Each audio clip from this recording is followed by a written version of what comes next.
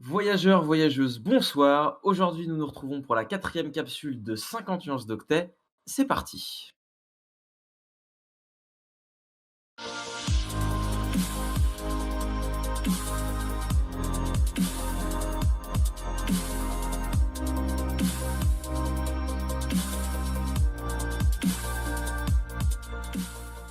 Alors, merci à toutes et tous d'être avec nous ce soir.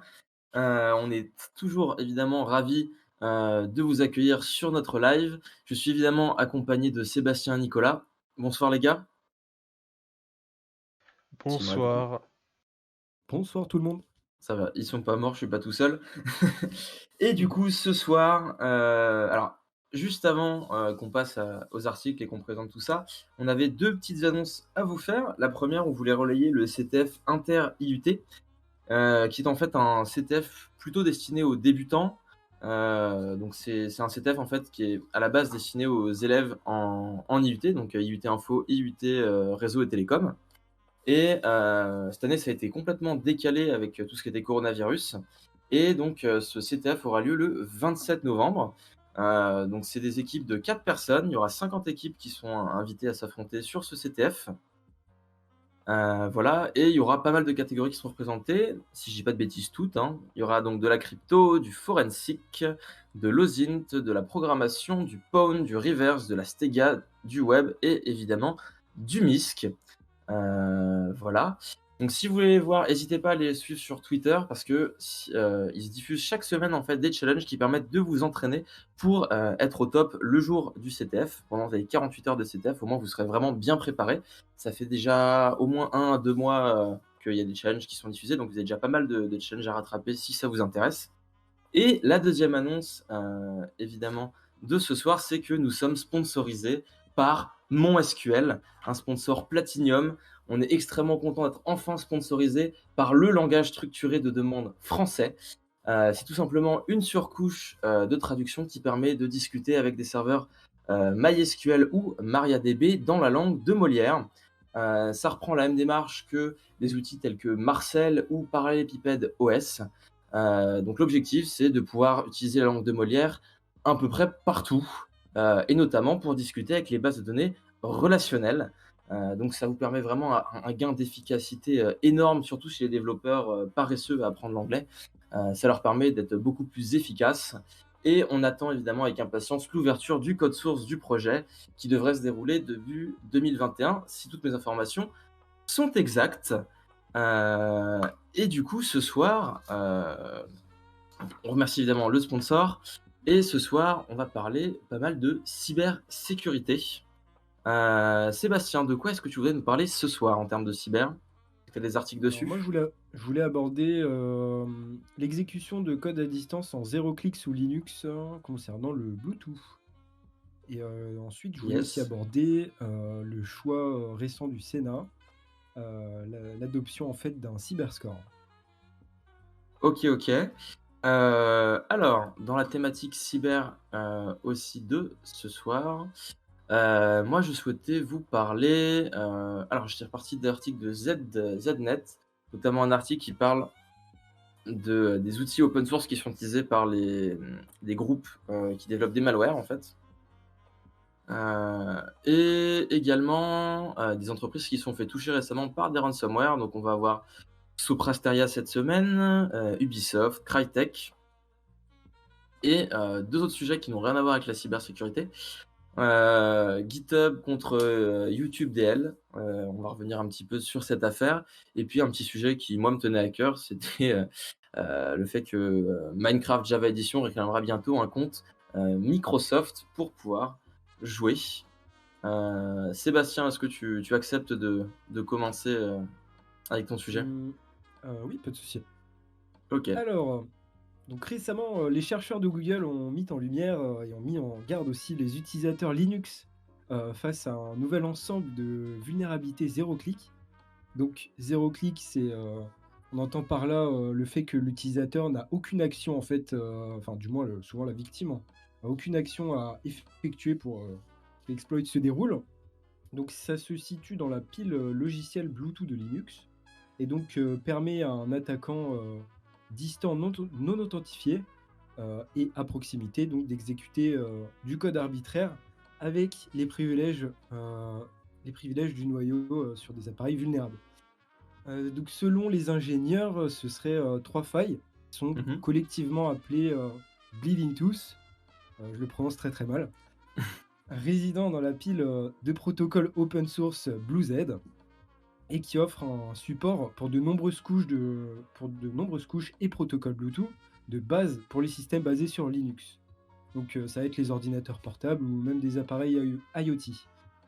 Donc la CVE, il me semble que c'est la CVE 2020 12351 pour ceux qui veulent aller voir un peu plus en détail, affectant le noyau Linux 4.8 et plus. Donc et oui voilà, et donc présente dans le protocole de contrôle et d'adaptation des liens logiques L2CAP pour les connaisseurs de la norme Bluetooth. Et donc qui permet le multiplexage des données entre différents protocoles de couches supérieures. Et donc pour exemple, un attaquant distant et à proximité quand même, hein, connaissant l'adresse de la victime ou du dispositif Bluetooth, peut envoyer un paquet L2CAP malveillant et provoquer soit un déni de service ou une exécution arbitraire de code avec les privilèges du noyau. Donc je vous laisse imaginer les dégâts que ça peut causer. Ah ouais, Donc on a aussi effectivement. un magnifique proof of concept que je vais vous mettre tout de suite pour ceux qui veulent voir à quoi ça ressemble. Voilà. Et c'est la Et vidéo qu'on donc, avait il mis. me semble que la vulnérabilité n'a pas encore été traitée, mais voilà, il me semble qu'il y a déjà des distris qui proposent un patch pour ça, donc n'hésitez pas à aller checker un petit peu des informations en fonction de vos distris pour voir Je crois qu'elle justement a été si. réglée dans les dernières versions du noyau Linux.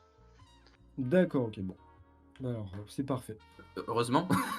Oui, Parce que ouais, vu parce ce que qu'on peut faire avec, ça a l'air d'être quand même plutôt béton, cette attaque. c'est assez hard, ouais. C'est assez Donc hard. du coup, ça veut dire que tu peux exécuter du code malveillant à distance, donc gare à vos Bluetooth. Ça veut dire que t'es vraiment obligé, enfin, t'as intérêt à faire giga gaffe avec le Bluetooth, quoi. Ça a l'air d'être une Oui, vraie passoire, ce totalement. protocole. Totalement. Bah, je me souviens par exemple quand on se baladait à la nuit du hack, Ah oui, si tu avais par exemple ton petit casque Bluetooth ou un petit truc comme ça, bah, potentiellement tu pouvais te faire avoir comme ça. c'est vrai que c'est On vraiment me le dit genre dans d'événement l'oreillette où... que, Vas-y, on vas-y. me dit dans l'oreillette que mon SQL propose déjà un patch pour cette vulnérabilité. En même temps, c'est notre sponsor, donc notre sponsor évidemment met à jour tous Sponsor les Elite. paquets. Et... Oui, c'est un sponsor élite. Notre sponsor évidemment participe grandement à la cybersécurité. C'est un acteur engagé et bah, évidemment, ils vont essayer de contribuer à patcher cette faille.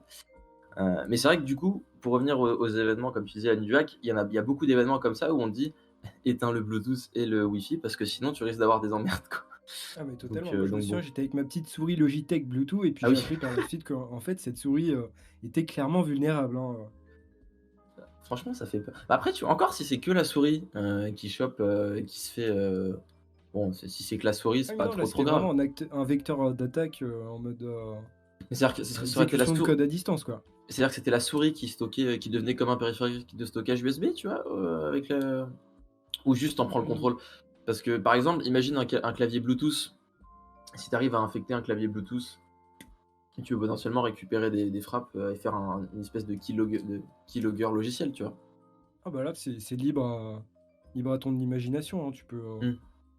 soit ouvrir une porte dérobée, tu peux faire pas mal Après, de je choses, je sais pas du pense. tout. Par contre, je me pose la question, est-ce qu'elle infecte aussi bah, des... Et là, ça aura un énorme intérêt, encore plus que juste sur les PC, parce que la plupart des appareils qui utilisent le Bluetooth, et, enfin, c'est pas forcément les PC, c'est plus des téléphones, ça va être de l'embarqué. Hein, donc, Oui, totalement. les enceintes, le Casque téléphone, connecté, la voilà. montre connectée, Puis bon, par exemple, avec la des ceinture de constructeurs... chasteté connectée. C'est la meilleure, ça, évidemment. Non, mais de toute façon, Oui. si elle se fait attaquer, c'est foutu. Ah oui. Mais non, je repensais surtout au fait que voilà, tu as pas mal de constructeurs comme Apple qui poussent sur le sans fil, donc avec le Bluetooth notamment comme protocole, ça a l'air de pouvoir faire pas mal de dégâts, quoi. Sélectionner feuille dans système. Putain, ah, ils sont infernales avec notre sponsor. OK. Bon, bah, du coup, faut les mots Voilà, d'ordre, tout donc simplement, faites c'est attention, patcher, quoi. n'hésitez pas à mettre à jour vos distris et potentiellement vos objets connectés si possible. Yes. Alors, OK. Moi, je serais bien intéressé qu'on parle. Euh, Nicolas, est-ce que tu peux mettre l'article sur les malwares, s'il te plaît? Oui, Tu L'article veux des attaquer malwares. le sujet Aïe. Aïe, aïe, aïe, où aïe. tu étais au cœur de l'action? Non, c'est pas celui-là il n'y en a aucun auquel j'étais vraiment au cœur de l'action. Euh, Parce que le coup de Soprasteria, notamment, je suis pas parti d'un SOC, donc je suis pas. On va dire que j'entends les témoignages de gens qui bossent là-bas. Donc, mais C'est déjà bien, hein. alors, du coup, cet article de ZDNet, en fait, c'est un article qui parle du fait que certains groupes qui réalisent donc des attaques informatiques, apprécient particulièrement les logiciels open source. Donc là, on arrive limite sur une question d'éthique. Faut-il, oui ou non, diffuser des logiciels en open source qui permettent de réaliser des attaques informatiques?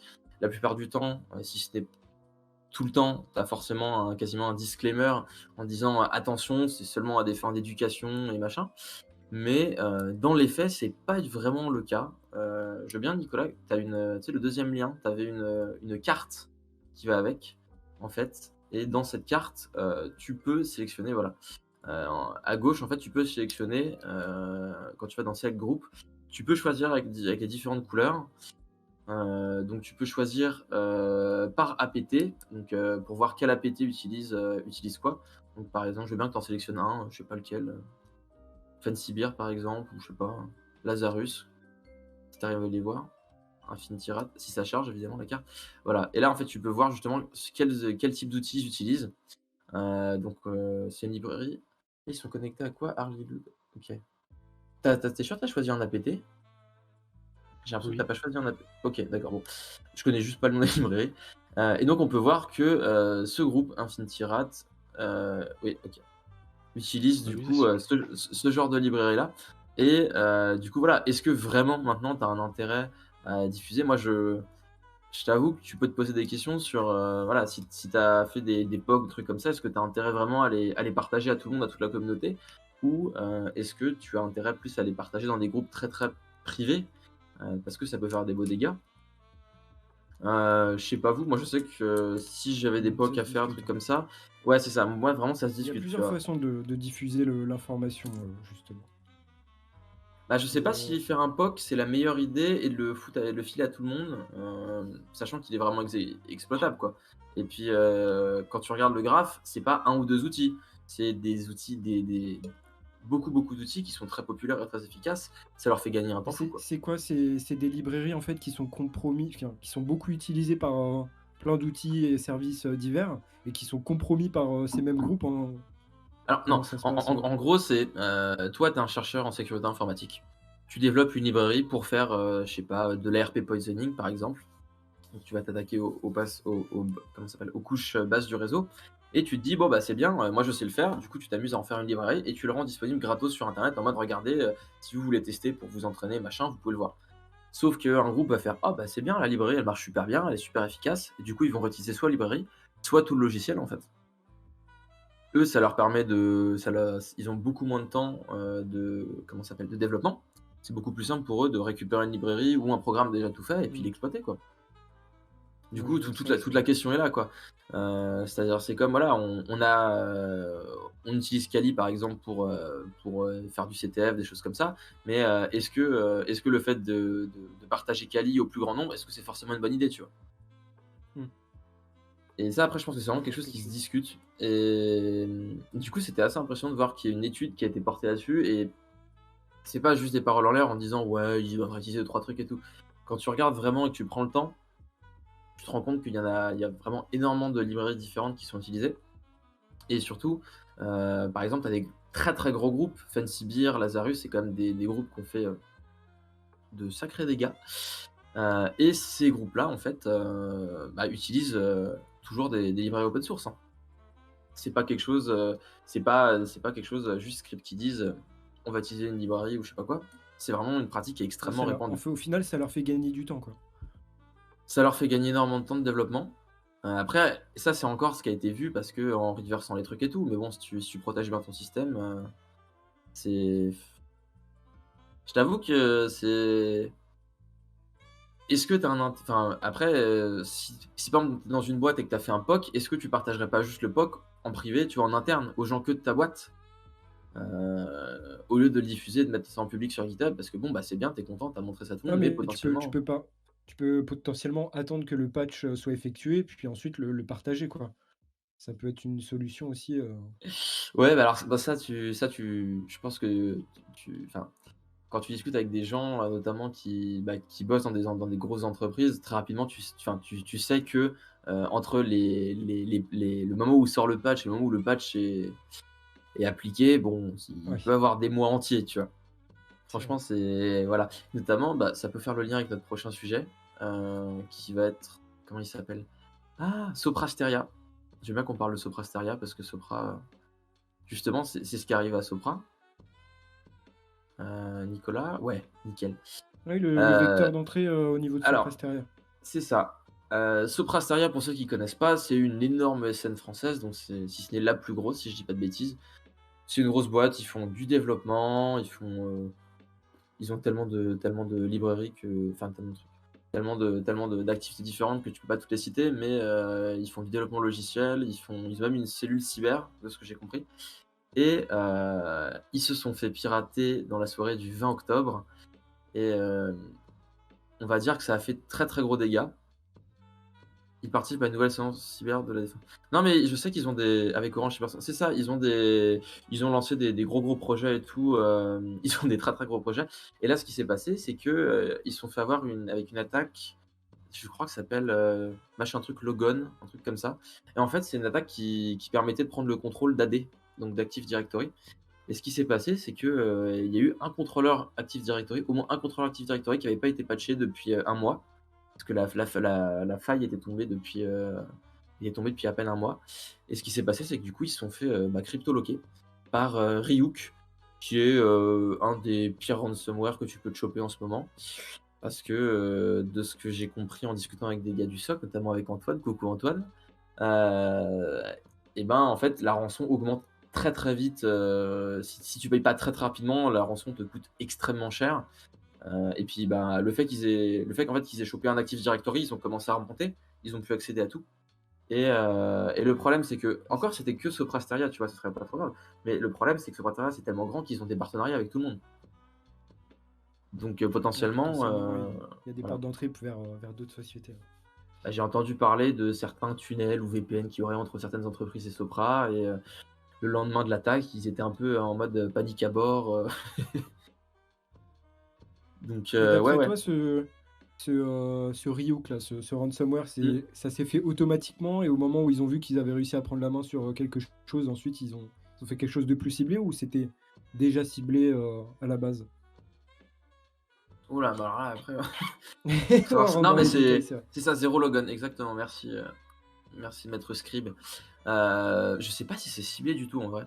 Franchement, ça dépend beaucoup des Parce que cibles. c'est vrai qu'ils ont tendance à automatiser justement la recherche Ouais, alors moi, de ce que j'ai compris, de Ryuk, c'était sites vraiment le malveillants, quoi. ransomware à la fin. Donc, je sais pas exactement comment les. Enfin, je sais pas exactement comment les mecs ils ont foutu ça.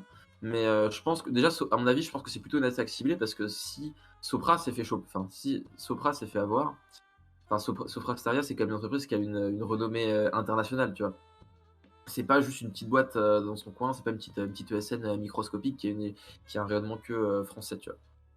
Donc, j'aurais plus tendance à dire que ce serait une attaque un peu plus ciblée. Et puis, bah, pas de chance, ils avaient pas patché un AD, et voilà quoi. Hmm. Mais là, c'est vraiment le pire qui peut leur arriver parce que, ben, un contrôleur de domaine Windows, ben, tu remontes partout dans l'infra. Et de ce que j'ai compris, ils sont même arrivés à chiffrer les backups. C'est une partie de l'arborescence AD qui a été touchée. Ouais, c'est ça. Et puis le problème, c'est qu'après, bah, tu chopes les backups, et si tu arrives à cryptoloquer les backups, bah là, t'es vraiment dans la merde. Tu peux pas faire grand chose, quoi. Tu peux même pas rollback ni rien. Bah là, à part payer la rançon, malheureusement, même si c'est la Et pire chose à faire, parce que du coup, au final, tu donnes des grosses sommes d'argent à ces personnes, à ces groupes malveillants, et ça leur donne un peu plus de possibilités d'améliorer leurs outils, en fait, hein. ouais, et puis bah après, c'est du chantage, de toute façon. Et puis t'es jamais sûr en plus de est-ce que tu vas le récupérer complètement ou pas, en fait. C'est un truc où t'es en mode, bon, bah, t'espères secrètement, comme quoi ils vont te refiler la main sur tes données et tout, mais t'as aucune garantie sur ça. Donc, Ouais, c'est ça, hein, c'est normalement, tu es censé faire un backup en mode 3-2-1 et tu as toujours une copie hors ligne. Ouais. Mais après, et le pire, c'est que c'est pas cher, c'est que c'est comme une grosse boîte, quoi. C'est pas une toute petite boîte qui s'est fait choper, donc comme quoi il y a encore du boulot. Il y en a plusieurs qui ont payé. Des boîtes? Des boîtes qui ont déjà payé? Bah, après, Ça m'étonne pas. ça a un impact qui est tellement énorme, du jour au lendemain, ton entreprise, elle est à la reine, quoi. Et qui ont bien récupéré des oui, mais comment tu sais que dans ce cas-là, tu sûr qu'ils vont te rendre tes données, tu vois?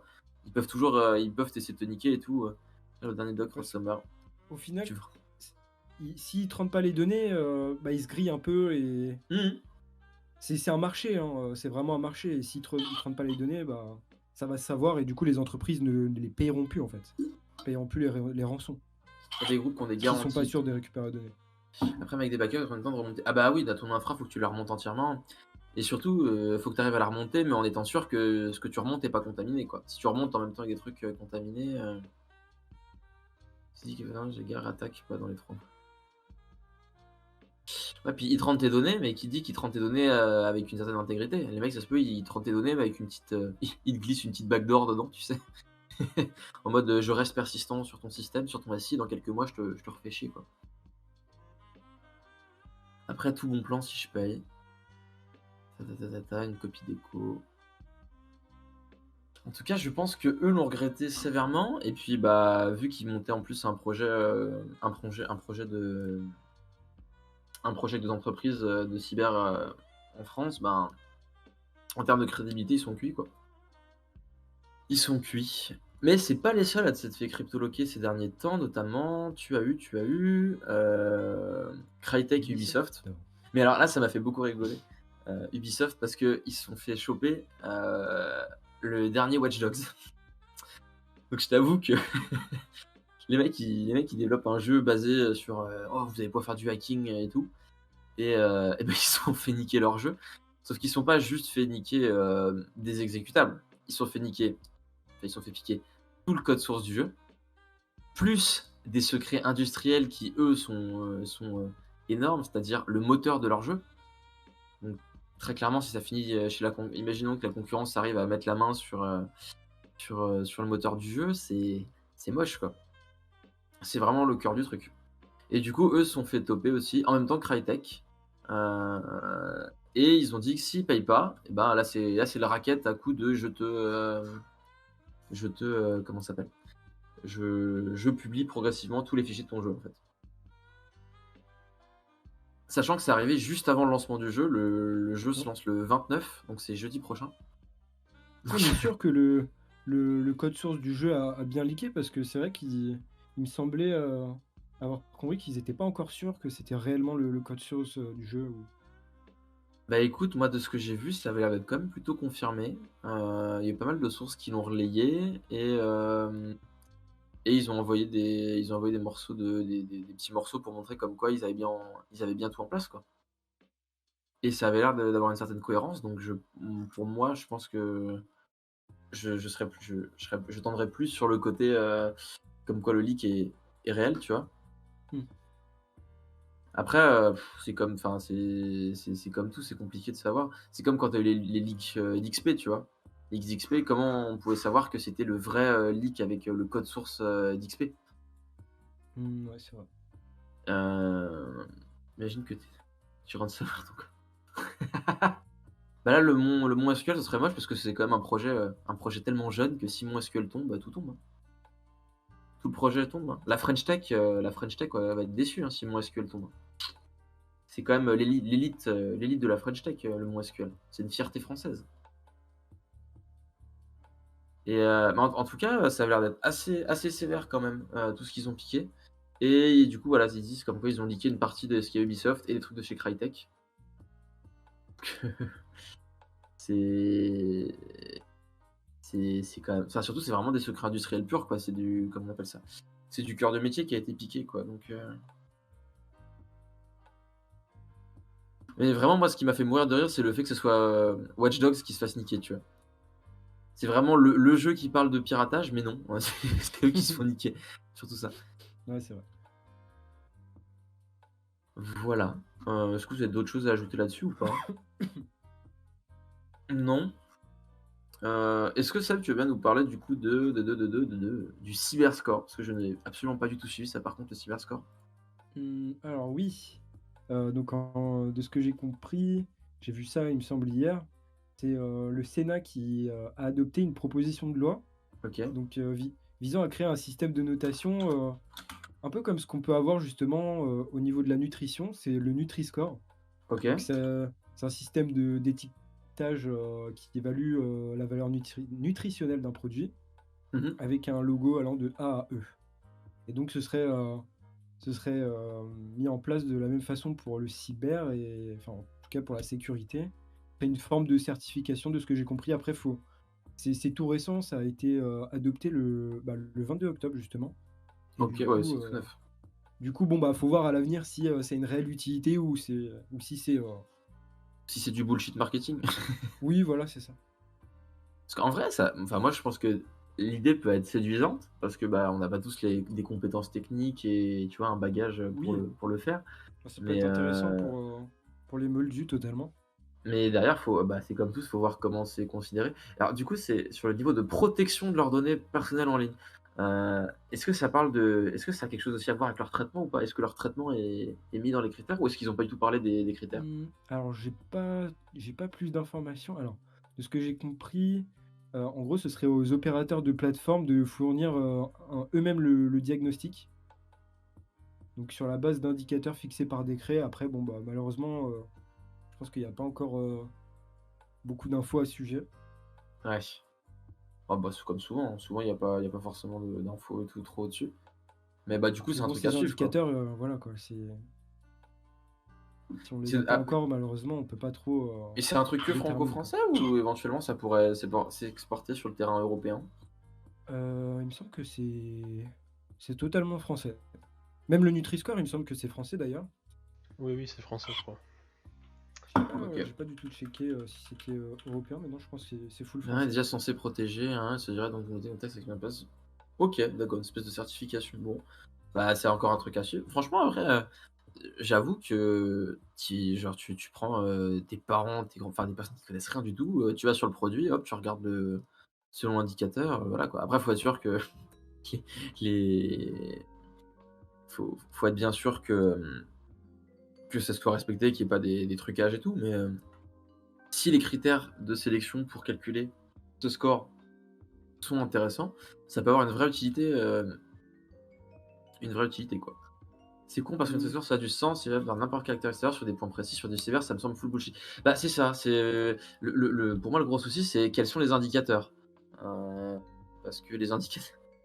Non, puis Encore au final, la nourriture, c'est je une trouve note ça de plus 1 à simple quoi. 5 quoi. Ouais. C'est trop peu, je trouve, en cyber, 1 à 5. Enfin, Pour couvrir vraiment tous les risques. oui, mais oui, totalement. Oui, c'est une note globale, mais c'est pas adapté.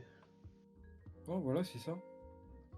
Après, qu'est-ce qu'il pourrait avoir d'autre comme modèle un peu comme sur le Nutri-Score? Qu'est-ce que tu pourrais, enfin, je sais pas. Imaginons si, qu'est-ce que nous on Bah, proposerait, tu vois? quelque chose de plus complet, parce que le Nutri-Score, l'avantage, c'est que tu prends ton produit, tu lis le Nutri-Score, et tu peux le choisir en fonction. Alors que là, c'est pas pareil, quoi. T'es pas obligé d'avoir un truc avec seulement 5 niveaux. T'as pas de limitation de place ou Ouais, mais de lecture. plus t'as de niveaux, plus c'est compliqué à lire.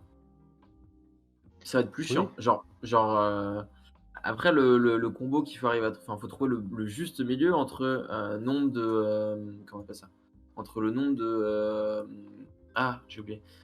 Ouh là là, le nombre de niveaux que tu as différemment et la lisibilité quoi. Si ça gêne niveau lisibilité, ça sera jamais utilisé, tu vois. Un truc, tu vas être en mode bon, il y a 15 niveaux. Moi que le truc il soit à niveau 11 ou niveau 10, ça me change pas grand chose quoi. Et du coup, ce que j'ai un peu de mal à comprendre, c'est ça évalue quoi? La sécurité des données, la sécurité du système d'information, les traitements qu'ils vont faire dessus? C'est ça qui me. Alors, je crois que ce serait justement au niveau des données, hein. Ouais, mais Mais oui, mais quoi sur les données, quoi? C'est parce que les données, tu peux en faire ce que tu veux. Heu, tu peux la en gros, prendre, tu c'est peux voilà. l'exporter, tu peux la Le cyberscore évaluera le degré de sécurité de nos informations collectées par ces applications. le degré de sécurité des informations collectées. C'est ça. D'accord, donc c'est pas du tout la quantité, C'est vraiment, est-ce que ce qui est stocké correctement, quoi? Moi, je suis Parce plutôt que, d'accord, j'ai un peu de mal à voir l'intérêt, mais bah, si c'est juste, est-ce que nos données sont bien stockées, bah, je veux dire, c'est comme si tu le donnes à Facebook, ils seront en mode: «Bon, bah, on fait partie de ceux on fait partie des entreprises qui ont une sécurité quand même plutôt correcte parce qu'on a les moyens de se mettre dessus, donc ils auront un bon score», tu vois? Enfin, au moins plutôt potable. Alors qu'à contrario, ils utilisent les données pour 10 milliards de traitements, tu vois? Donc, alors c'est pas pertinent, c'est sur hashtag Messia. Nutri-Score. Si j'achète mes nids que tout le monde peut acheter par rapport à des standards, une licence master, c'est plus standard que d'avoir quelque chose de pertinent et fiable jour en demain. Oui, oui, et puis en plus, de toute façon, un service informatique, ça évolue tout le temps. C'est un truc, voilà, une recette de pâtes, tes pâtes, elles sont dans ton assiette, quoi. Le système d'information de l'entreprise, bah, il est pas chez toi, il est à droite, il est à gauche, c'est les mêmes cas, du coup. Ouais, alors non, ça par contre, l'application, anti-covid, c'est on peut en parler si vous voulez, hein. C'est du full bullshit, hein. Tu veux parler de la mise à jour majeure de Stop Covid? Mais oui, cette mise à jour 2.0 qui fait une refonte juste de l'écran d'accueil et ils ont pris le logo, ils ont changé le nom dessus. Non, c'était abusé. Surtout et puis le lancement, ils ont encore fait un truc de baiser, donc comment c'est possible d'évaluer un score avec un Non, mais ça m'a classique? l'air d'être full Oui, bah, marketing c'est en ce que vrai. je disais, hein. Le secrétaire d'État numérique. Non, mais c'est celui de toute façon qui se prend en photo, en faisant de la propagande Microsoft, donc à partir de là, mais bon, je lui tape déjà dessus assez souvent. Mais je sais pas si vous avez vu, parce qu'on a vu comment ça s'appelle? C'était un petit interview de Baptiste Robert. Enfin, à un moment, il était passé, c'était quoi? C'était hier, je crois, il était passé sur France 5, dans C'est à vous. Et ils ont demandé, en fait, un journaliste, il vient, il se pointe et il demande du coup à Cédrico, du coup, pourquoi l'application, Stop Covid, parce qu'il y a beaucoup de monde qui télécharge, mais pourquoi elle est tombée? Et le mec, il t'explique, tranquillement: «Écoutez, il y a un élément technique, ce qu'on appelle un répartiteur de charge, qui n'était pas, présent, en fait, ou qui n'était pas bien proportionné», voilà, tout simplement. Et là, tu en et là il fait: «Alors nous allons interviewer, quelqu'un de compétent qui pourra nous répondre dessus». Et là, le mec, mais il les détruit, quoi. Il est en mode: «Mais j'ai honte, c'est une honte à mon métier, quoi». Et je trouve ça fou, c'est-à-dire qu'en 2020, on a des enfin, surtout vu le budget qui était filé, pour le développement de l'application, j'ai plus les budgets en tête, mais c'était des budgets faramineux. Tu peux pas pour un lancement d'application faire: «Ah, mais excusez-moi, le répartiteur de charge était sous-dimensionné». Tu peux juste pas, en fait. C'est vraiment se foutre de la gueule des gens, quoi. C'est l'image de la France mère. Mais c'est con, on veut dire, on veut essayer de vendre, la French Tech à l'international et tout, mais comment tu veux vendre la French Tech si déjà tu pas foutu d'avoir un répartiteur de charge, quoi? Puis c'est pas quelque chose de récent, hein. Achat proxy et compagnie, ça fait des années que ça existe, hein, et y a pas que les ricains qui les maîtrisent, hein. Plus le budget hébergement, tout sympa qui bosse je comprends pas, mon serveur il était tout cassé, ça fait la mauvaise pub pour le cloud d'assaut. Je savais pas que c'était sur le cloud d'assaut d'ailleurs. En plus, c'est pas un truc qui te demande de laisser le Bluetooth open. Si, si, si. Seb, tu veux nous expliquer comment ça marche, Sébastien? Quoi, donc le cyberscore? Non, pas le cyberscore, La avec rune le Bluetooth. Non, non, avec Bluetooth? non, non, excuse-moi. L'application, avec le contact tracing, comment ça marche? Je Non. crois que c'est toi qui avais parlé de ça, Guillaume, il me Ah semble. si, merde, excuse-moi. Non, j'ai de la merde, c'est moi, effectivement. Non, bah, ouais, bah, oui, du coup, en gros, le principe, c'est que tu laisses ton Bluetooth, activé et avec un comment ça s'appelle? Avec un certain protocole d'échange et ben, c'est capable d'échanger des informations et dire: «Regardez, les deux ont pu communiquer parce qu'ils étaient proches», et voilà. Mais c'est un truc qui est pas précis du tout, donc après il y avait des en soi, l'ancienne V2, je trouve ça pas mauvais, mais ils auraient enfin, à mon sens, ils auraient dû complètement changer, le protocole qu'ils ont mis derrière, quoi. Puis c'est une application qui a été encore lancée un peu à l'arrache, qu'ils ont retrouvé plein de bugs à la sortie, c'était, bon. Après si c'est sur le cloud d'Assaut, c'est bien, c'est en France, quoi, mais bon, si les mecs savent pas dimensionner un répartiteur de charge, c'est quand même pas normal, quoi. Pac, pac, pac. Est-ce que du coup ça veut dire qu'on parle de YouTube DL? Et là, j'ai plus personne qui me répond. Moi je suis partant, ouais. OK. Après, faut. Je Heu, pensais que tu posais la question au chat, pour le coup. Oh bah, le chat aussi, effectivement, vous êtes là, hein. Parce que depuis quand les applis n'ont pas de bug à la sortie en même temps? Mais ça c'est un bon débat. Non, c'est encore un débat de fou furieux ça, mais de toute façon c'est comme les jeux vidéo que tu sors, donc sur GitHub tu te retrouves les schémas de fonctionnement. Ouais, ouais, c'est juste que je m'en souviens plus enfin je le connais pas par cœur tout le fonctionnement et le protocole. Je me suis pas amusé à décortiquer tout le protocole de Adopt, j'ai même plus le nouveau nom, c'est pas Adopt Covid, je sais plus quoi? C'est encore un nom à la con, c'est juste un rebrand, hein. Du coup, YouTube DL, je sais pas. Alors, est-ce que dans le chat, il y a certaines personnes qui connaissent déjà YouTube DL? Je pense que oui, si vous aimez télécharger des vidéos en ligne de commande. Peut-être, oui, non. Personne ne me répond. Peut-être le temps de latence aussi. Pour faire simple, YouTube DL, c'est tout simplement une application qui permet en ligne de commande de télécharger des vidéos en provenance de YouTube, mais pas que. Tu peux télécharger des trucs de M6, de plein de sites internet différents. Et ce qui s'est passé, c'est ils se sont pris une demande de DMCA, c'est-à-dire qu'il y a une association américaine qui défend les droits de l'enregistrement et compagnie, qui s'est dit que c'était une bonne idée d'aller faire fermer YouTube DL. Et du coup, de ce que j'ai compris, ils avaient dans leurs exemples, ils avaient des fichiers qui étaient copyrightés. Et du coup, comment ça s'appelle, tous les repositories, tous les repos qui contenaient YouTube DL et les forks en fait se sont fait clore du jour au lendemain.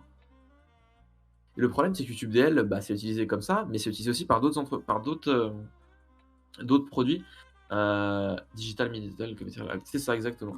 Et en gros, c'est utilisé par beaucoup d'autres produits, notamment si vous aimez bien tout ce qui est un peu open source et sans comment on appelle ça? Oh, pardon. Et comment ça s'appelle? Sans client officiel, ça. Par exemple, t'as NewPipe. Il y a NewPipe par exemple qui s'est déjà retrouvé, enfin qui utilise justement YouTube DL. Et le problème, bah, c'est que si cette pièce de logiciel là, qui est très très utilisée par d'autres logiciels, on l'a pu quoi, c'est un peu compliqué pour le développement d'autres logiciels quoi. C'est vraiment une pièce très importante. Et le pire, c'est que bah, en termes de liberté d'expression, c'est vraiment tombé du jour au lendemain. Il n'y a pas eu spécialement d'avertissement ou je sais pas quoi. Donc ça veut dire que potentiellement, si tu mets ton code sur GitHub, bah, du jour au lendemain, tu peux te faire têche tout ton code, quoi. Ouais, Donc malheureusement, c'est le message qui laisse un peu. c'est ça. Penser, Moi, je trouve ça moche. Alors que si par exemple, tu vois, dans l'idée de il y a un problème de copyright violation, ça, je sais pas quoi, tu demandes aux gens de retirer. Je suis sûr que les mecs auraient pas été cons, ils auraient limite réécrit l'historique pour effacer les fichiers pour qu'ils soient jamais accédés ou je sais pas quoi. Mais ça, ce serait que le début, hein, ce serait que le début, on va dire. Parce que ce qui s'est passé, je veux bien, Nicolas, que tu mettes le deuxième lien GitHub que je t'avais filé, s'il te plaît. Parce qu'en fait, il y a des petits malins qui ont trouvé un bug dans le back-end de GitHub. Et en gros, ils sont arrivés, voilà. Donc là, vous voyez, ça c'est bien le répertoire. Si on remonte tout en haut, on voit bien qu'on est bien dans le répertoire DMCA. Sauf que il y a une branche, donc là la 41 6DA, blablabla. Ils sont arrivés à récupérer l'historique du code de YouTube DL. Je sais plus comment les mecs ont fait, mais en fait, enfin, de ce que j'ai compris, ils ont fait une espèce de pull request ou je sais plus quoi, et ils sont arrivés à récupérer, ils sont arrivés à contourner la sécurité de GitHub, et du coup, ils sont arrivés dans le répertoire de DMCA, donc celui dans lequel euh, l'entreprise GitHub en fait stocke et archive tous ces rapports. Ils sont arrivés en fait à faire réapparaître le code de YouTube DL, quoi. Donc je trouvais ça fou. C'est un bon gros pied de nez. C'est un bon gros pied de nez à GitHub et à la liberté d'expression. Bon, après, si vous cherchez vraiment le code source de YouTube DL, il est disponible un peu partout parce que je sais que tu as pas mal de personnes qui l'avaient téléchargé. On a la chance aussi que le Git en soi, ça soit du code qui est distribué, c'est-à-dire que même si le dépôt il ferme, si toi tu avais déjà synchronisé, tout ce que tu as sur ton PC reste synchronisé en local, quoi. Le code il est distribué, donc tu as encore un peu de chance pour pas tout ouais. perdre. S'il venait le chercher en plus dans ton PC, ce serait C'est ça. très hard. Et ouais, c'est ça. Mais enfin, moi j'ai trouvé ça fou.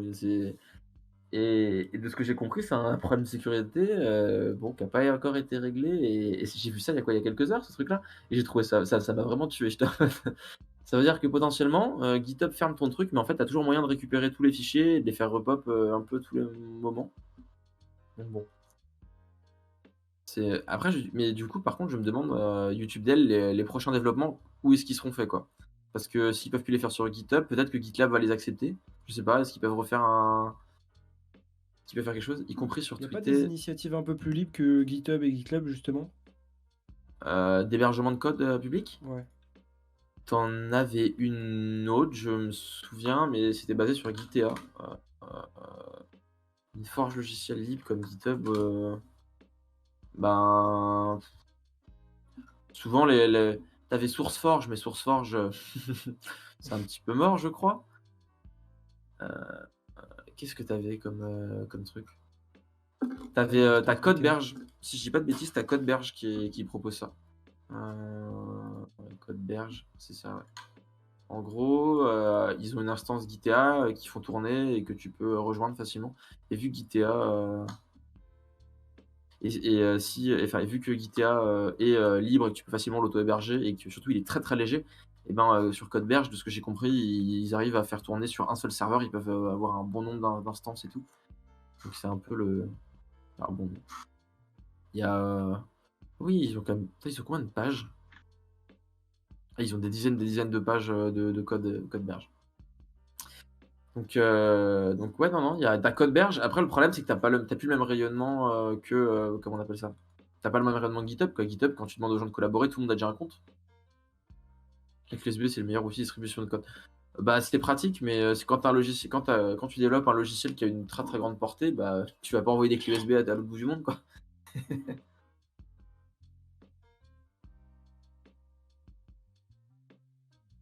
C'est Allo crap, putain, c'est fou. C'est fou. Et ce que j'ai compris en plus, avec ces outils-là, tu pouvais, réécrire du code. Tout le monde pouvait écrire dans le répertoire d'IMCA, hein, qui est censé être vraiment un répertoire, un répertoire, un peu Inviolable. ouais, enfin, c'est censé être un truc, c'est développé par GitHub, donc enfin, c'est censé être leur truc, quoi. Je suis en train de regarder un petit peu s'il y a d'autres instances, mais tu pas l'air d'avoir beaucoup d'instances qui proposent de l'hébergement. Et puis le problème, tu sais, ça va être, c'est que si tu vas attirer des développeurs, comment tu vas attirer des développeurs si personne a de compte sur la même plateforme et tout? Inaccessible. Non, mais malheureusement, c'est un peu compliqué, quoi. Après, c'est bien le cloud d'Asso pour Stop Covid. Ouais, bah écoutez, ça fera pas une très très bonne pub à Dassault, quoi. Mais je me demande s'il y a pas eu les mêmes problèmes de répartition de charges, au début. Je me demande si il y avait pas eu les mêmes problèmes de répartition de charges, au tout début quand l'application était lancée. Parce que je me souviens il s'était foiré sur beaucoup de choses, mais, c'est possible qu'il s'est déjà fait choper, pour ça, quoi.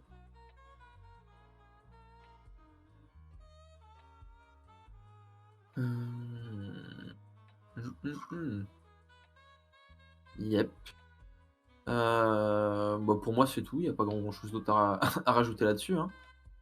À part que, bah, GitHub et Et la sécurité, ça perd des c'est une fou-fous, quoi. première pour GitHub, une fermeture comme ça d'un coup, Non, non, sans ils en ont déjà préavis. fait d'autres. Bah, en fait, si tu regardes le répertoire, d'IMCA, Effectivement. tu peux voir, en fait, dedans, ils archivent Ah, tous mais ceux qu'ils ont depuis déjà mis. longtemps même, Donc ça fait longtemps depuis qu'ils le font, 2011. mais, ouais, ça fait longtemps qu'ils le font. Sauf que, là, c'est la prom enfin, sauf que là, c'est après ça dépend ce que tu fermes aussi, mais bon, dans les trucs Mmh. qui ont été fermés, ça fait partie, c'est des gros trucs qui ont été fermés, quoi. Mais, bon. Et puis surtout, moi, ce qui me gêne dedans, c'est le fait que ça soit c'est le fait que ça soit un projet qui est utilisé par beaucoup d'autres logiciels, quoi. C'est pas un petit projet qui va fermer, enfin qui ferme, qui se retrouve dans la merde, tout seul, quoi.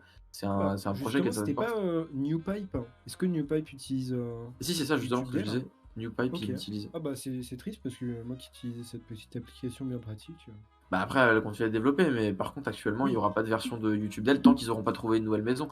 Après, vu que le code est distribué et que tout le monde a l'historique, ils devraient facilement retrouver je pense qu'ils devraient facilement retrouver un nouveau domicile, quoi. oui, totalement. Ah oui, il y en a quand même pas mal, des DMCA qui sont tombés. JetBrains, Mmh. Skytalia, Wipro, Net. Il y en a quasiment tous les jours, hein. Ouais, c'est ça. Oh Ok, putain, Italia, Vipro, Postnet. il y a tous les issues. Ah, Il y en a même plusieurs par jour aussi. Ouais, Ah ouais, ouais. je vois. Du coup, ça m'intrigue, j'ai envie d'aller voir un petit peu pourquoi c'est. Mais bon. Pourquoi ils ont été, pourquoi ils sont fait Ah, mais flag? du coup, si, je crois qu'il y a des explications quand tu cliques dessus. Normalement, ils plus en expliquent, ouais. détail. Il y a tous les issues qui vont poser le problème à migrer. Ah bah oui, oui, c'est vrai que les issues à migrer, c'est chiant. Bah ouais. Je sais pas si tu peux. Alors, je me suis jamais amusé à exporter entre deux services, mais c'est vrai que tu perds les liens, le lien de tes issues, quoi. Ah là là. Ouais.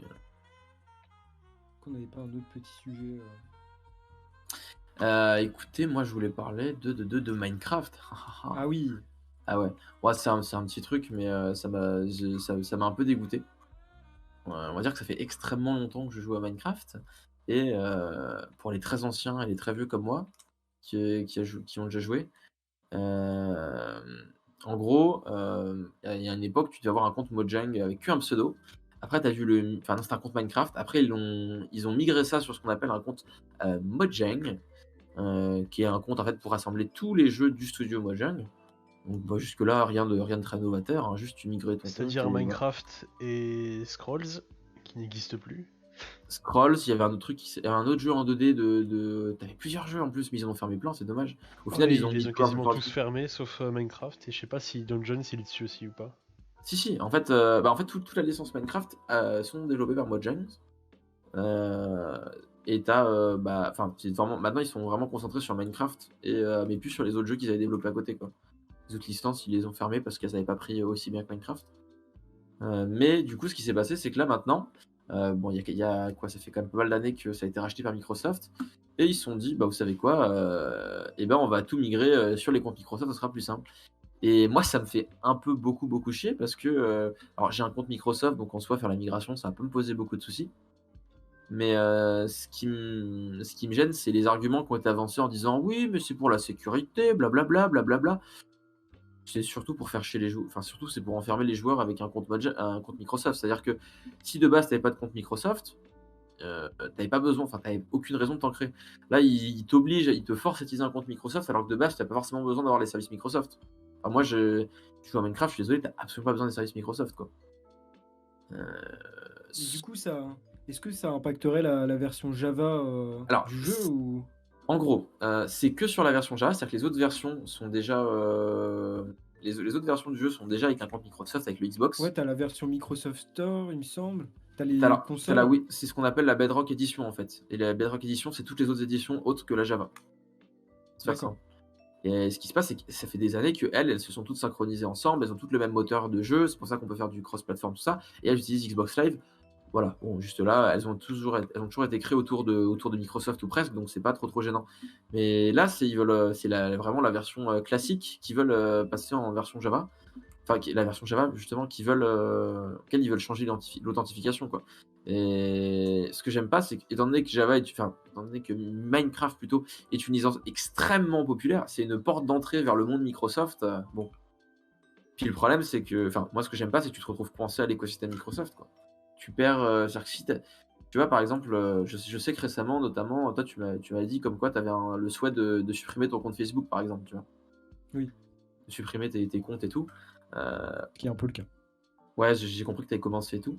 Mais enfin, comment tu veux supprimer ton compte Microsoft si tu peux plus jouer à Minecraft, quoi? T'es joueur de Minecraft, mais sauf que maintenant tu peux plus supprimer ton compte Microsoft. Ouais, effectivement. En fait, ce que j'aime pas, c'est que t'as un côté prison Ça te dans le bloque, quoi. truc. C'est ça, entièrement. Tu te retrouves entièrement prisonnier de tout ce que t'as fait, quoi. Ouais, bah t'as Fitbit qui a été racheté par Google, donc Ouais, potentiellement. j'ai pas vérifié, c'était plus pour donner l'info comme ça. Non, bah potentiellement oui, ils peuvent Mais je pense rattacher que ça Google. m'étonnerait Google, pas que d'habitude, ce c'est soit le cas. plus. Tu peux te connecter avec leur compte. Ouais, mais ils vont obliger en fait que tu migres vers la connexion avec Google. T'es sûr? Je pige En pas fait, l'objectif, je pige pas après, je l'objectif crois que d'un c'est compte pour. pour tout. Bah, En fait, l'objectif c'est que tu aies un seul compte c'est- pour tous les services Oui, Microsoft en fait. Mais c'est bah, pas. il y Mais a de ça aussi. Puis moi, par exemple, pour Google, c'est pour bien lier les informations de ta Fitbit, je pense, à ton compte. Après, c'est vrai que j'ai pas vérifié s'il y avait besoin d'un compte maintenant, mais si c'est le cas, en tout cas, j'imagine que c'est pour ça. Bah, surtout, ils ont racheté la boîte. Enfin, ils ont racheté la boîte, donc si Fitbit faisait déjà pas la connexion par Google, ils vont l'ajouter, ça c'est quasiment sûr. Mais c'est surtout aussi parce que Fitbit va, si tu arrives à mélanger les informations de Fitbit avec les informations que Google a déjà sur toi, c'est jackpot. Fitbit, c'est les informations de santé. Google a peut-être moins d'informations de santé. Enfin, c'est là, ils ajoutent une corde à leur arc pour qu'ils chopent encore plus de données, quoi. Et le fait de, si tu te connectes une seule fois avec tout, c'est plus facile pour eux de gérer les données, les authentifications, machin. Tout est géré avec un seul outil, quoi. C'est entièrement marketing, oui. Bah, ce fiche vous un compte Microsoft. L'objectif est de construire le meilleur écosystème de jeux vidéo. Et là, la guerre, c'est Sony versus Microsoft. Donc, l'objectif, c'est d'avoir de belles licences pour se démarquer de Sony. Bah, ils ont déjà la licence Sony sur le long terme. Je je suis sais pas encore sûr qui que je pour vais. Minecraft Java, Sony fasse de la concurrence à Microsoft. Ou Bah, c'est ça. plus globalement, sur PC, Sony ne fait pas de concurrence à Microsoft. Ou Ouais. pas une énorme concurrence. Ouais, moi j'avoue que je suis plutôt de l'avis de Nico pour ça. Parce que, bah, je veux dire, la version qui est déjà sur les PlayStation et tout, ça fait depuis longtemps qu'elle est rattachée à un compte Microsoft, hein. Enfin, au moins, il y a une partie de synchronisation, quoi. Mais leur objectif, de toute façon, c'est que tu te retrouves prisonnier de tout ça, hein. Ouais, en fait, on perd nos libertés petit à petit, quoi. Bah, c'est comme le coup de, voilà, C'est le gâteau Microsoft. qui se resserre tout doucement. Ah, mais c'est ça, mais c'est comme. Comment ça s'appelle? C'est comme si vous suivez un peu tout ce qui est tendance cloud, maintenant, ce qu'on appelle les systèmes as a service. Et tu payes, et tu payes et tu as juste un service. Sauf que le jour où tu veux te barrer de ce service-là, ou parce que le service coûte trop cher, ou parce qu'il répond plus à tes besoins, c'est une merde. Parce que les données ne t'appartiennent plus, hein, enfin, plus vraiment, quoi. Et souvent, ce qui se passe, c'est que les services, ils augmentent en tarif. C'est-à-dire qu'au début, ça coûte pas cher, et puis après, voilà. Oui, Sony, si on n'a rien à branler de ce qui se passe sur PC, c'est pas chez eux. C'est pas chez eux. Mais voilà, ouais, c'est comme. Et du coup, ce qui se passe, c'est que tu te retrouves enfermé dans un écosystème. Euh, c'est comme par exemple si tu as, une base de données sur un système. Par exemple, comment elle s'appelle? Sur AWS, je sais plus, tu as un nom de base de données. DynamoDB. DynamoDB, par exemple, c'est pas une base de données standard, hein. Je sais que quasiment chaque cloud provider a sa DB à lui avec un peu modifié et tout. On sait pas vraiment ce qui tourne en back-end parce que c'est eux qui gèrent. Mais Cosmodb, ouais, c'est ça. Bah, ils ont chacun. T'as Cosmodb sur Azure, merde, chez Gcloud, ils doivent aussi avoir leur propre système de base de données, si je dis pas de bêtises, basé sur GiantDB. Enfin, ils ont tous leur base de données. Du coup, le jour où par contre tu veux te barrer de leur service, tu fais comment? Parce que les données, tu vas pouvoir les récupérer, mais de 1, ça va te coûter très cher de récupérer les données. Et le genre de truc que je n'utiliserais pas pour des questions. Bah, c'est ça, l'interopérabilité, elle est à chier. Alors que les bases de données MySQL, ah bah la base de données MySQL, de toute façon, à partir du moment où tu as un français dans ta boîte, il sera capable de te les migrer, hein, il n'y a aucun souci. Non, mais c'est. En même temps, c'est pour ça qu'on a été sponsorisé par MySQL, hein. On s'est dit que c'était un produit qui reflétait nos valeurs. Pareil, c'est ça avant le cloud. Bah, après, on va dire que maintenant, c'est plus répandu, quoi. Tout le monde le fait. Mais oui, ça pose des problèmes d'interopérabilité. Mais là, pour le coup de Minecraft, bah, c'est surtout que tu peux plus supprimer ton compte. Tu deviens entièrement relié à Microsoft, quoi. Ce qui est dommage. Sachant que le studio est quand même très très libre artistiquement, je parle. Artistiquement, ils sont très très libres et tout, hein. Donc, bon. Moi, ça me fait un peu chier. Et c'est mal d'être lié à Microsoft. Mais c'est pas forcément d'être Microsoft. Bah. On va dire. Bah. Quand tu sais ce que les. Ça, c'est encore un autre débat, mais quand tu sais qu'est-ce qui est fait en fait, avec toutes ces données-là, t'as peut-être pas forcément envie. T'as peut-être pas forcément envie d'avoir un compte chez eux. Typiquement, si tu as regardé le documentaire. Comment il s'appelle ça? Tu sais le documentaire qu'on a regardé sur Netflix, qui est excellent, derrière les écrans de fumée. Oui. Si vous regardez ce documentaire-là, qui est extrêmement intéressant, et puis un autre documentaire qui est aussi sur Netflix, qui parle de Cambridge Analytica, très clairement, tu as une énorme amertume après avoir regardé ces reportages-là, même s'il y a plein de trucs que je savais déjà, mais ça m'a encore foutu plus le seum. Ah bah Généralement, avec t'as derrière envie. nos écrans de fumée. C'est ça, derrière nos écrans de fumée. T'as qu'une envie, de toute façon, c'est supprimer ton compte, hein. Enfin, moi, c'est l'envie que j'en ai eue, hein. Mais par exemple, je prends un exemple, mais si moi je supprime pas mon compte Facebook, C'est parce que si je supprime mon compte Facebook, j'ai plus accès à Instagram. Si j'ai plus accès à Instagram, je perds accès à certaines connaissances. Si je ferme mon compte Facebook, enfin voilà. Ah, parce que ton compte Facebook est lié à ton compte Instagram. J'ai pas de compte Parce que Instagram. En fait, oui, mon compte ils étaient Instagram, reliés, hein. oui, mais parce que toi, t'as été malin, toi, t'as créé les deux différemment. Moi, j'ai fait Bah, le à pigeon. l'époque, c'est surtout qu'Insta était pas du tout. Ah oui, bon bah voilà. Enfin, était pas Facebook du coup. C'est pour ça. Bah non, moi, j'ai commencé quand Facebook avait déjà racheté Insta, donc voilà. C'est pas mal en soi, mais ça vaut. Mais est-ce qu'on veut qu'une entreprise ait sur nous? Est-ce qu'on leur fait confiance? Bah, de toute façon, c'est toujours une question de confiance, hein. Je veux dire, moi, par exemple, j'héberge mes mails. Bon, enfin, non, j'héberge pas mes mails moi-même, mais je paye une société pour héberger mes mails au lieu d'utiliser une messagerie gratuite. Mais c'est parce que je leur fais confiance. Si je leur faisais pas confiance, voilà. Je fais confiance à Gandhi pour héberger mes mails correctement et qu'il n'y ait pas trop de soucis. Et c'est français, donc t'as les droits français surtout qui s'appliquent dessus. Et je suis au moins un minimum protégé par le RGPD en théorie. Parce que bon, on sait très bien que le RGPD, c'est respecté, hein, aucune entreprise n'a essayé Le de. problème, c'est que je pense par exemple à Google qui a un monopole assez important. Enfin, à l'avenir, ça risque d'être dangereux, je pense, hein. Hmm. D'ici Comme 10, dirait 20 Monsieur ans, T, il on faut sait savoir pas, hein, mais pour savoir ce qu'ils font avec leur compte. Pour ma part, je considère que c'est sur lesquels on va et c'est aux gens de développer leur compréhension. J'ai pas bien compris pour savoir ce qu'ils font de leur compte. Oui, mais enfin, si tu regardes derrière les écrans de fumée, le souci, c'est même pas les données que tu donnes, c'est plus les traitements qui sont faits avec. C'est-à-dire que, outre le fait que ce soit fait pour te rendre ultra addict, ça j'en avais déjà parlé dans la deuxième émission auquel j'ai parlé des dark patterns. Outre le fait que ce soit fait pour devenir une espèce de drogue, pour que tu passes ton temps dessus, c'est clairement un outil qui est capable de manipuler en fait toute ton opinion. Parce que tous les flux, par exemple, la plupart des flux, ce que tu vois sur c'est la Facebook ou ce que tu vois polarisation sur des Twitter, idées. ouais, c'est ça. Ils On sont, t'enferme dans une bulle de ce que tu aimes, et de tes idées, et c'est tu vois ça. pas. T'es pas confronté à des idées différentes, et du coup, bah, t'as l'impression que ton mindset, il est ultime. Et C'est ça.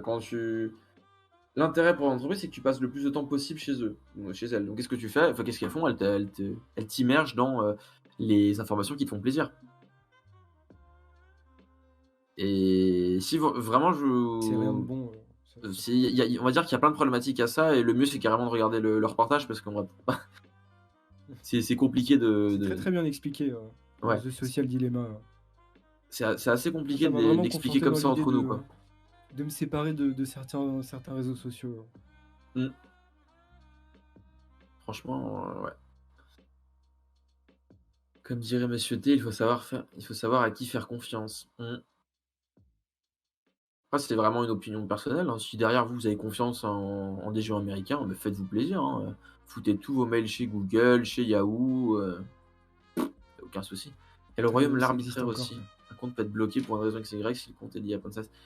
Bah ouais. Oui, c'est ça. Puis le jour où tu te fais supprimer ton compte Facebook, tu perds tout. Enfin, t'imagines? Moi, je me souviens qu'à une époque, je faisais connexion avec Facebook. Depuis, j'ai arrêté parce que je me suis dit, imagine le jour où tu veux. Comment tu fais, Guillaume, si tu veux supprimer ton compte Facebook? Tu perds tout ce à quoi t'es relié? J'ai fait. Mince. C'est pour ça que quand on vous propose de vous connecter sur n'importe quelle application, tout ça, n'hésitez pas à créer un compte en dur sur l'appli plutôt que. Ah oui, mais jamais utilisé l'enregistrement via Facebook ou Google. Bah, sauf quand tu es obligé d'être sur un site qui t'oblige. Parce qu'ils veulent pas avoir à gérer, ils veulent limiter ce qu'ils ont à gérer sur l'authentification.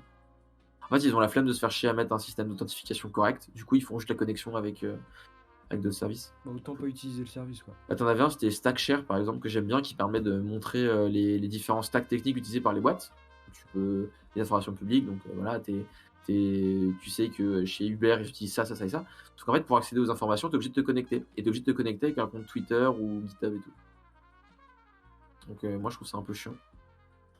Après, rien ne t'empêche de faire un compte Facebook, comment dire, Oui, pour tout ça. avec une fausse identité, Hmm. avec un email à part, tout plein d'informations à Ouais, part. mais enfin, bon, Bon, après eux, ils sauront le relier à ton identité. Ils sont déjà Bah, dans leur surtout, base de données. ça dépend t'as un énorme paramètre à avoir aussi en compte. C'est est-ce que ça va être un service mobile ou pas? Parce qu'un service mobile, t'as le SDK Facebook. Alors là, c'est fini. Ah, le SDK Facebook, il est en mode Salut les Pas, quoi. cocos, tu as Facebook, tu as le SDK Facebook, il y a pas de souci, t'inquiète pas, on va piquer toutes les données. Tu pas connecté, il y a pas de souci, t'inquiète frérot, je les pique quand même, tu vois? Et c'est comme ça que tu aides. Mais il me semble que j'avais vu une vidéo d'une personne qui avait complètement désinstallé Facebook, mais il y avait toujours des requêtes Facebook sur son téléphone, c'était assez drôle. Je suis sûr que moi, tu regardes mon téléphone, je dois avoir des requêtes Facebook qui partent tout le temps, alors que pourtant, moi, je dis ça, j'ai Instagram, mais or, si tu retires Instagram, je suis sûr que j'en ai quand même qui partent Non, mais par même. Facebook. Ah oui, non, mais même sans ça en tête. Je ne sais pas si Facebook Slim marche pas. Ça te dit rien du tout, Facebook Slim. C'est quoi? C'est un wrapper pour mettre Facebook, j'imagine? Moi, j'utilise Frost, qui est une application open source. En fait, ça embarque Facebook, mais dans un navigateur. Moins, pas en... Du moins, pas plus encore. Bah, en gros, si tu veux faire des... Enfin, si tu veux limiter un peu les... Comment ça s'appelle, les dégâts, faut que tu utilises des wrappers. C'est-à-dire qu'en gros, c'est des applications où ils prennent le navigateur et ils ajoutent quelques fonctionnalités en plus, quoi. Mais le souci, c'est c'est dès qu'il y a un software development kit, un SDK, c'est foutu, quoi. Là t'es persuadé, tu sais que 100% ils vont récupérer des données.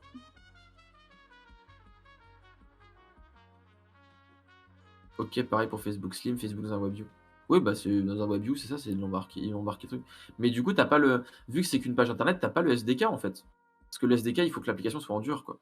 Là, t'as pas le SDK. Donc c'est cool. C'est cool, c'est cool. Bon, est-ce que vous avez d'autres choses à rajouter pour ce soir ou est-ce qu'on s'arrêterait peut-être pas là? En vrai, ça commence à faire 1 heure à peu près, je crois, en live. Et puis je sais qu'il y en a certains Ouais, Blockada, ouais. Il y en a certains qui vont, Ouais, c'est Sinon, il y a ça. aussi.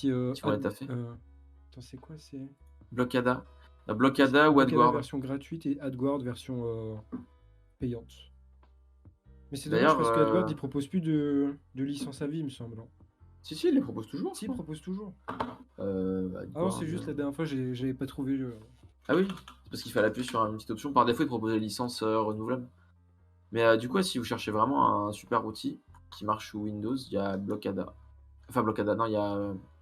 1, 2, 3. Il y a AdGuard. AdGuard qui marche pas mal. Sinon, après, vous pouvez aussi filtrer au niveau des requêtes DNS, mais bon, c'est un peu plus compliqué. Mais ça permet, par contre, quand c'est bien réglé, de.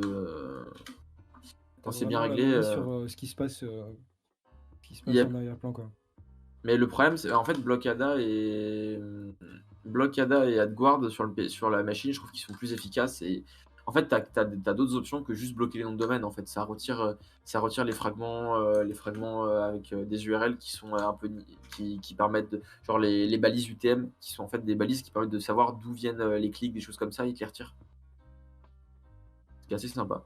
Mais franchement, Blockada, si vous voulez tester, c'est gratuit, open source, ça marche super bien. Je sais que t'en as même une version, t'as une version Android et t'as même une version App Store que je connais pas du tout. Ouais, puis au final, je trouve que c'est pas si gourmand que ça en batterie. Enfin, franchement, moi, je l'ai, par exemple, pour AdGuard, je l'ai tout le temps et j'ai aucun souci de batterie sur mon téléphone, quoi. Ouais, la même. Et par contre, en termes de gains, c'est énorme. Moi, je sais que ça m'a fait gagner des gains en termes de gains de données. Attends, je vais regarder là. Par exemple, parce que je l'ai réinstallé mon télé. J'ai vu que j'ai changé de Sur téléphone, un c'était an il y a pas si d'utilisation, on est à longtemps. quand même plusieurs gigas de requêtes bloquées, Voilà. quand même, hein. Depuis fin août, j'ai bloqué plus de 5 gigas de merde. Moi, je trouve ça pas mal. Après, Je trouve ça énorme. voilà, j'ai 618 000 annonces bloquées, 13 000 trackers bloqués. Franchement, je pourrais dire que c'est pas mal, mais vu le nombre de données que tu utilises, Bah, vu le nombre de trucs qui sont envoyés, ouais. Après, en vrai, je me dis, c'est toujours ça de avec tes gagner. Tu vois. recharges 100 gigas. Aïe, aïe, aïe, aïe, aïe. C'est vrai. C'est vrai, c'est vrai. Mais bah, après, c'est surtout. Généralement, c'est pas beaucoup de données qui sont envoyées, mais quand tu cumules sur plusieurs années, t'es en mode ah ouais, t'as quand même plus de 50 gigas et tout qui sont économisés, donc t'es cool, t'es content.